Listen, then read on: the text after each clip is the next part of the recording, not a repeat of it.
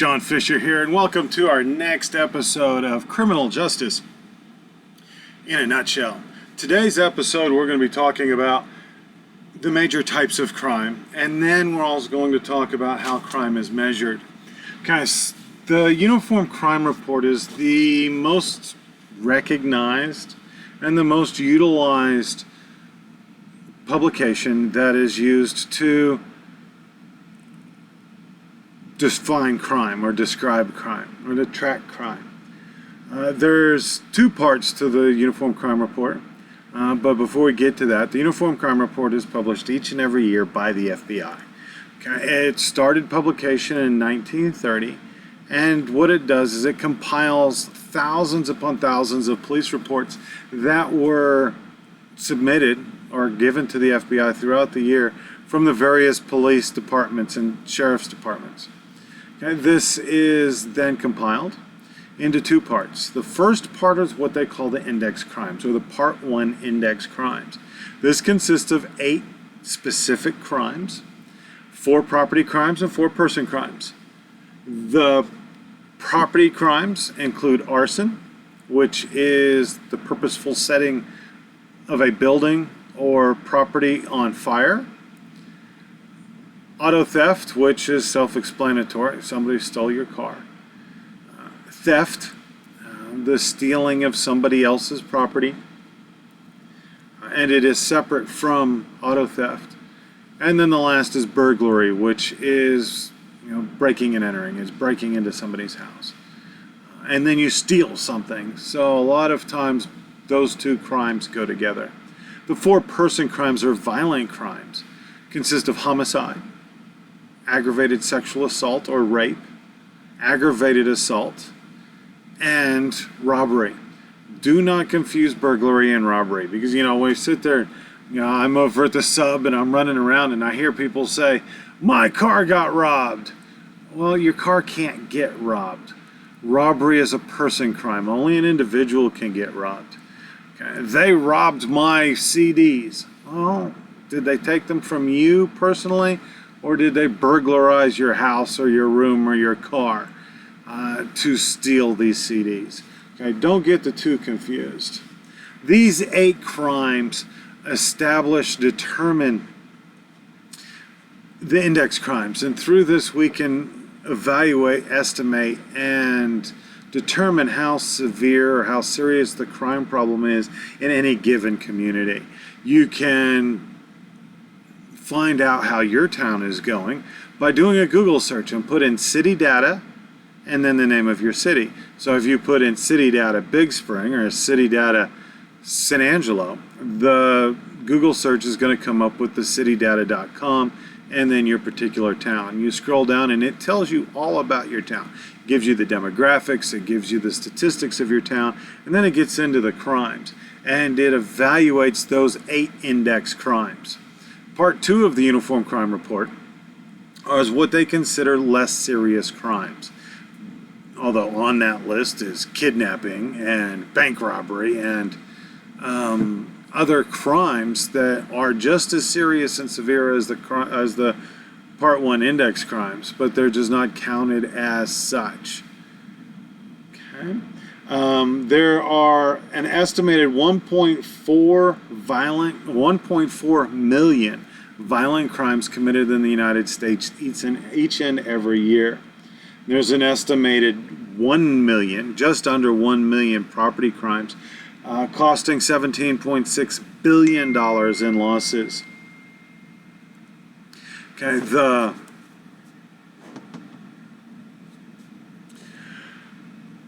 Uniform Crime Report does turn around and it tracks and it tells you if you've got a good town or a bad town.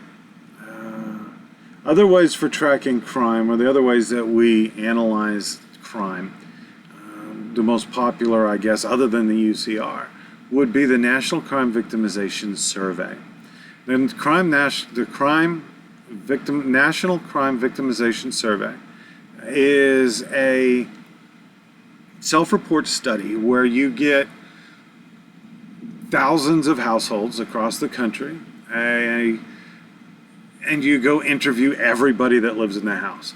Whether they are the head of the household or family members or whatever they are within the household. They are there to interview these individuals and ask them about the crime that has occurred to them over the last 6 months. And then they take that and they determine the crime rate. This is through the National Crime Victimization Survey, is how we know that a woman is beaten every 6 minutes and raped every 12 minutes. Okay, that's an absolutely horrendous and horrible crime statistic that we get from the National Crime Victimization Survey. Okay, and these surveys talk about all kinds of different avenues, ventures of crime and how they help and how they affect you. Another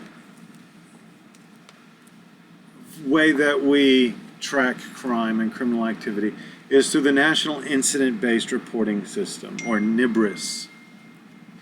Okay. And the NIBRIS program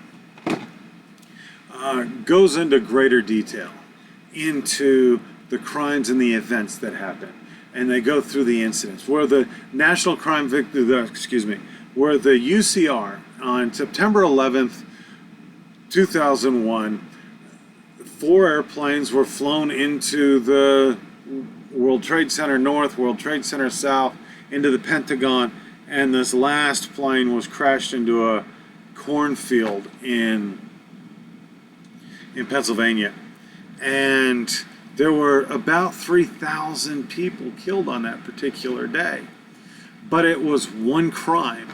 It was one crime of murder, and the Uniform Crime Report counted it as one murder. It did put a flaw into the whole statistical scenarios. The National Crime Victimization, the National Incident-Based Reporting System would count each and every one of those separately. Or another example, if I decided that I wanted to go rob a bank, and so I go down here to the local bank and I rob this bank, and then I get in my truck and I race east.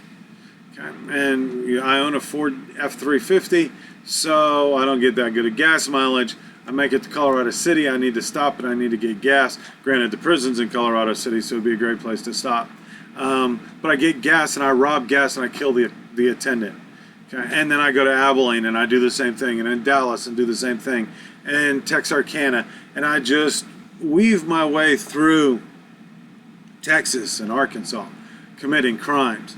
The National Incident-Based Reporting System would count each and every one of those events as a separate event, okay, which gives us a greater picture of the amount of crime that is being conducted within the United States.